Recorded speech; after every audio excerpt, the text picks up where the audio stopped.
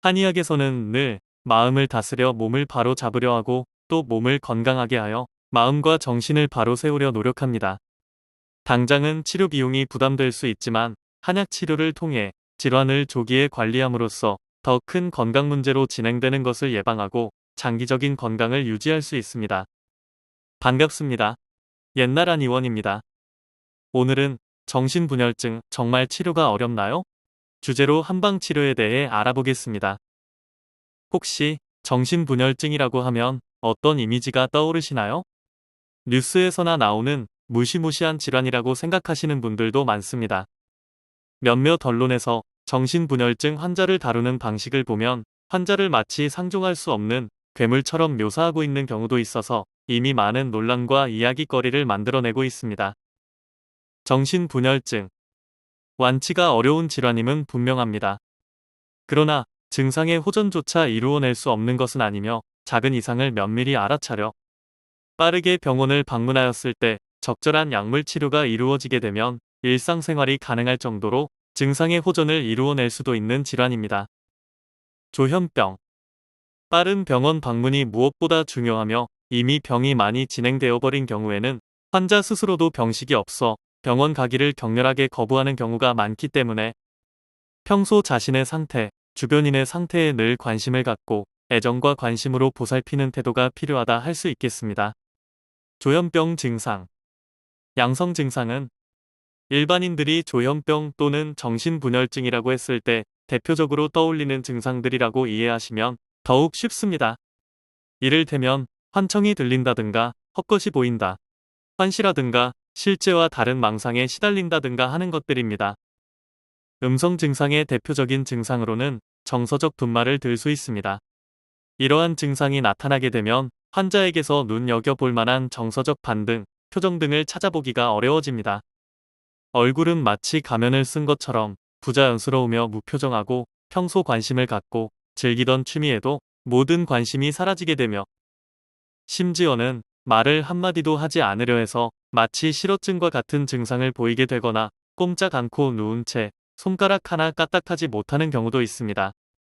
조현병의 증상을 어떻게 다스려야 할까요?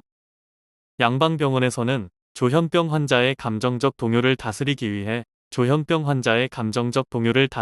위해 신경안정제를 지나치게 투여하거나 리스페리돈과 같은 항정신병약으로 당장의 증상만 억누르는 치료를 하는 경우가 많습니다.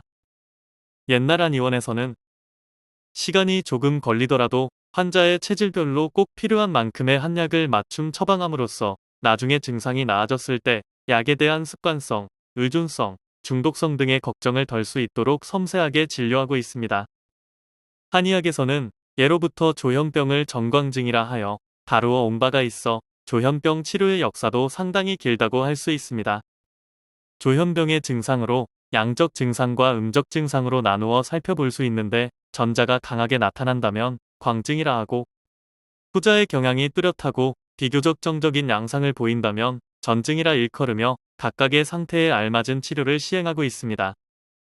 조현병 클리닉을 전문적으로 하고 있는 옛날 한의원의 정신치료는 도로서 마음을 다스리고 병을 치료하는 즉 이도 76병을 기본으로 하고 있습니다. 그리고 이정변 기법이나 오행의 상생상극 이론을 이용한 오지상승이치라는 여러가지 감정 간의 역동적인 관계에 입각한 정신치료를 행하고 있습니다. 40년의 풍부한 임상 경험과 노하우를 자랑하는 옛날 한의원과 함께 마음 속짐을 덜어내보세요. 옛날 한의원은 환자 내면의 힘으로 스스로 일어날 수 있도록 도우며 가능한 독한 약을 쓰지 않고 필요한 만큼의 맞춤 처방으로 모든 신경-정신계 질환을 면밀히 진료하고 있습니다. 조현병 예방 및 완치를 위한 현명한 생활 습관을 알아보겠습니다. 첫 번째, 햇볕 쬐기.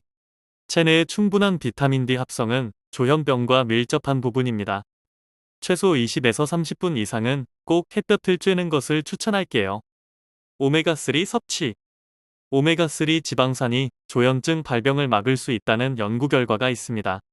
오메가3는 몸에 이로운 지방산이지만 인체 내에 이를 합성하는 효소가 없어 반드시 식품으로 섭취해야 합니다.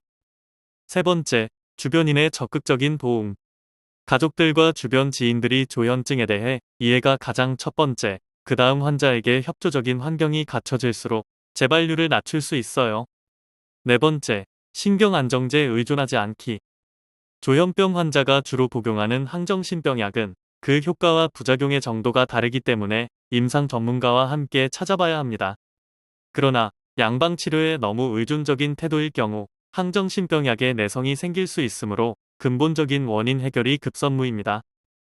옛날 한 의원은 화병, 공황장애, 강박증, 우울증, 조현병, 조울증, 사회공포증, 불면증, 틱장애, ADHD, 치매 및 뇌전증 등 다양한 치료 클리닉을 보유하여 전문성 있는 진료를 진행하고 있습니다. 본원에서는 양약 항불안제, 항우울제, 항정신병약의 폐해를 줄이기 위하여 노력하고 있습니다.